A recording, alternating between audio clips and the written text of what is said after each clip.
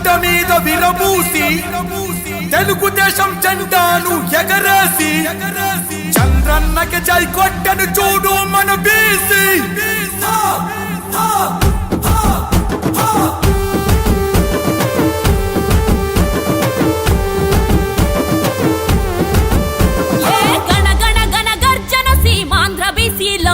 మేమగ్గి మీద గుగ్గిలౌల మండే బిసిలో ఏ జన జన జన జన కరి పోరు బిసిలో మేం పరుగెత్తే పసుపు జెండ పచ్చ దళాలం బీసీ బిడ్డలకు పెళ్లి కానుక ఆదరణ పథకాలతో ఇచ్చి చేయుతా మహాత్మా పూలే ఆశయ సాధనకై అదిగా ముఖ్యమంత్రి అడుగేసి నాడే నినదిస్తాం కదిలొస్తాం. అందరికీ అభివందనములు. మీరు చేసే ప్రోగ్రామ్ చాలా బాగా ఉంది. ఇవాళ మీరు చేసే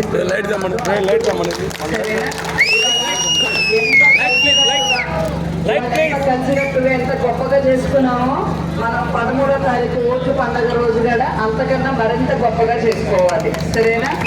నేను మన తెలుగుదేశం పార్టీ వాళ్ళందరినీ ఒకటే అడుగుతున్నాను, ఉదయాన్నే 8 వెళ్ళి ముందు మీ ఓటు వేయండి. ఆ తర్వాత మనం మిగిలిన అడుగుదాం ఓట్లు వేయమని. అర్థమవుతుందండి?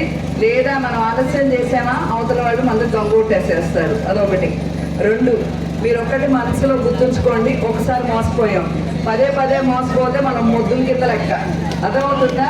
ఆ మొద్దులు మనం కాదు, తెలివైన ఆడడం ఒంగోలాడడం. మనం ఎప్పుడు అట్లా పిచ్చిగా మనం మొద్దుల కింద మనం ఇంప్రింట్ అవ్వకూడదు. పోయినసారి మనకి 2014లో ఇదే కాంబినేషన్ మీరు గుర్తుంచుకోండి. దామచర్ల జనార్దన్ గారు, మాగొండ శ్రీనివాసరెడ్డి గారు అప్పుడు ఉంది. మనకి ఇక్కడ వరకు మనకు రోడ్లు వేశారు. అవునా కాదా? మీరే చెప్పాలి. అట్లానే నాన్న మనకి ఆరోగ్యశ్రీలో పురుడు పోయించుకుంటూ అనేది తెచ్చిందే చంద్రబాబు నాయుడు గారు. పేరు వాళ్ళదై ఉండొచ్చు, కానీ దాంట్లో పని పెట్టి పురుడు ఆరోగ్యశ్రీలో ఫ్రీగా చేసి తల్లికి కానీ అత్తగారికి కానీ మధ్యలో ఈ ఆడబిడ్డ నలక్కోకుండా ఉచితంగా చేసిందే చంద్రబాబు నాయుడు గారు. మీరు అది గుర్తుంచుకోండి. ఇవాళ ఎవ్వరు ఎక్కడ ఇబ్బంది పడతలేదు. డెలివరీలకి అత్త పెట్టుకుంటుందా అమ్మ పెట్టుకుంటుందా అని ఏ ఆడగొచ్చు భయపడతలేదు. ఎందుకంటే మనకు ఆ హెల్త్ కార్డు ఉంటే చాలు ఫ్రీగా డెలివరీలు అవుతున్నాయి. అది గుర్తుంచుకోండి. ఇట్లానే మనం ప్రతి సంవత్సరము మన పల్లెపాలెం వాళ్ళు కానీ కొత్తపట్నం వాళ్ళు కానీ ఒకటే బాధ, ఈ 3 నెలలు వేటకి వెళ్ళలేము. ఎందుకంటే వేట నిషేధం అవుతుంది, మగవాళ్ళకి సంపాదన తగ్గుతుంది, మనం ఇబ్బంది పడుతున్నాం ఇళ్లలో. ఆ ఇబ్బంది లేకుండానే చంద్రబాబు నాయుడు గారు ఈ వేట సమయంలో మన అందరికీ గంగమ్మ పుత్రులందరికీ 20,000 హామీ ఇచ్చారు.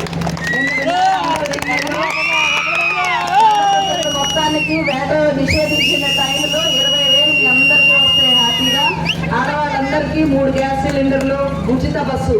మీరు ఒక్క మాట గుర్తుంచుకోవాలన్నా, ఒకప్పుడు మనకి ఆరోగ్యం బాగోపోయినా లేకపోతే ఏమైనా పురుడు పోసుకోవాలన్నా ఇక్కడ నుంచి మనం ఒంగోలు రావాలి. అవునా? వస్తున్నప్పుడు మనం ఆ బకింగ్హామ్ కెనాల్ దగ్గర కానీ ఎక్కడైనా రోడ్లు లేకపోతే ఆ గుంతల్లో పోతున్నప్పుడు ఎంత ఇబ్బంది పడేవాళ్ళం. ఆ ఇబ్బంది లేకుండా 10 నిమిషాల్లో ఒంగోలు చేరుకునేటట్టు చేశాడు జనార్దనుడు. మీరు అది గుర్తుంచుకోండి.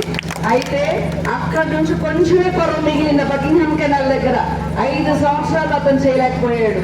మనం ఉన్నప్పుడు ఎన్ని రోడ్లు వేసాము, మొత్తం ఎన్ని సిమెంట్ రోడ్లన్నీ జనార్దన్ గారి హయాంలోనే జరిగినాయి. మళ్ళీ ఒక్కసారి ఆయన గెలిపించండి. మనకి ఇంటింటికి సైడ్ కాలువలు కానీ మొత్తం వీధులన్నీ LED లైట్ల నుంచి అన్ని చేసుకుందాం. ఒకటి నాన్న పథకాలు చంద్రబాబు నాయుడు గారు అన్ని 3 4 ఇచ్చారు. ఈసారి అన్ని మన గడప చేరాలి. మన గడపలు చేరి మనం మన బిడ్డలు సుఖ సంతోషాలతో ఉండాలి అంటే ఇక్కడ మనకు పనిచేసే నాయకుడు కావాలి. అర్థమవుతుంది? ఆ పని చేసి దమ్మున్న నాయకుడే జనార్దను.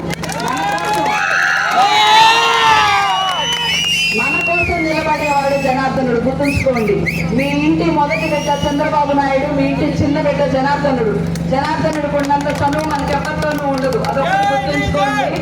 మీకోసం ఇప్పుడు జనార్దన్ రావు గారు కూడా 2-3 సార్లు వచ్చి వెళ్ళారు. బట్ తప్పకుండా మనం ఆయన గెలిపించుకుంటే ఇంకా బోల్డెన్ పనులు చేయమని అడగలం. గెలుపు అట్లా ఇట్లా రాకూడదు, దిమ్మ తిరగాలి అవతలానికి. అంత మెజార్టీ తీసుకురావాలి.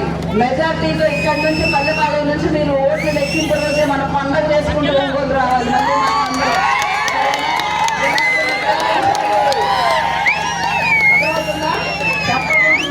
అట్లానే మనకి ఎంపీగా మనకు ఉంది మాగొండ శ్రీనివాసరెడ్డి గారు. అన్న ఒక్క నిమిషం, అందరూ మనకి ఎంపీగా ఉంది మాగొండ శ్రీనివాస శ్రీనివాసరెడ్డి గారు. పాగొండ శ్రీనివాసరెడ్డి గారు మనకి ఎప్పుడు ఆత్మీయుడు, అదొక్కటి గుర్తుంచుకోండి. ఎవరు వెళ్ళా కూడా ఏంట్రా నాన్న ఏంట్రా అమ్మ అని పలకరించే మంచి వ్యక్తి ఆయన కోసం మనం ఓట్లేసుకుందాం, సరేనా? మర్చిపోవద్దు. ఇప్పుడు మేము వెళ్ళిపోయిన తర్వాత ఈ 2-3 రోజుల్లో మున్సిపాలిటీ వాళ్ళు వస్తారు మన దగ్గరికి, వచ్చి డబ్బులు ఇచ్చి ఒక ఓటు అటేయండి ఒక ఓటు ఇటేయండి అని మాయ చేస్తారు. లేకపోతే కుర్రాలకు మేము వండిస్తాం బిర్యానీ ఇస్తాం అంటారు. అవి తీసుకుని మోసపోవద్దు. ఒక్క మాట చెప్తున్నాను, ఎందుకనంటే ఒక మాట వాళ్ళు చెప్పే మాట ఒకటే, ఒక ఓటు ఇటేయండి ఒక ఓటు ఇటేయండి అని మనల్ని మోసం చేస్తారు. మంచిగా అన్ని జరుగుతాయి, మర్చిపోవద్దు. ఒక్కొక్కరు 2 సార్లు ఓటేయాలి. 2 సార్లు సైకిల్ బొమ్మ ఎక్కడైతే ఉందో బొమ్మ మీదే ఓటేయండి. సైకిల్ బొమ్మ మీద ఓటేయాలి. ఓటేసిన తర్వాత మీకు బీప్ అని సౌండ్ వస్తుంది. బీప్ సౌండ్ వస్తేనే మీ ఓటు పడినట్టు.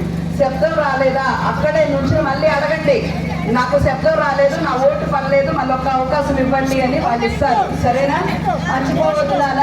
2 సార్లు సైకిల్ బొమ్మ మీదే వెయ్యాలి. నేను ఈ మాట ఎందుకు చెప్తున్నాను అని అంటే, ఇప్పుడు మళ్ళీ వస్తారు వచ్చి మీకు ఏం చెప్తారు అంటే 3వ నెంబర్కి వేయండి, 4వ నెంబర్కి వేయండి, 2వ నెంబర్కి వేయండి, 1వ నెంబర్కి వేయండి, 10వ నెంబర్కి వేయండి. అంకెతో మనకు సంబంధం లేదు, ఏ నెంబర్తోనూ మనకు సంబంధం లేదు. మన గుర్తు సైకిల్. సైకిల్ బొమ్మ ఎక్కడైతే కనిపిస్తుందో అక్కడే మనం ఓటు వేయాలి తప్ప అంకెలు గుర్తుంచుకుంటూ ఇవన్నీ మనకు అనవసరం, ఏమీ వద్దు. సైకిల్ బొమ్మ ఎక్కడైతే ఉందో అక్కడ మాత్రమే ఓటేసుకోవాలి. ఇవాళ మనం చేసింది నిలబడాలి, చరిత్రలో చెప్పుకోవాలి. జనం పల్లెపాలెం అద్దరుకొట్టారబ్బా, ఎంత మెజార్టీ వచ్చారు అని ఓటేయండి. సైకిల్ బొమ్మ కనిపించిన చోట మాత్రమే ఓటేయాలి, సరేనా? ఇంకెక్కడికి మోసపోవద్దు. అట్లానే మనకి ఎప్పుడు పవన్ కళ్యాణ్ గారు అండగా ఉంటారు.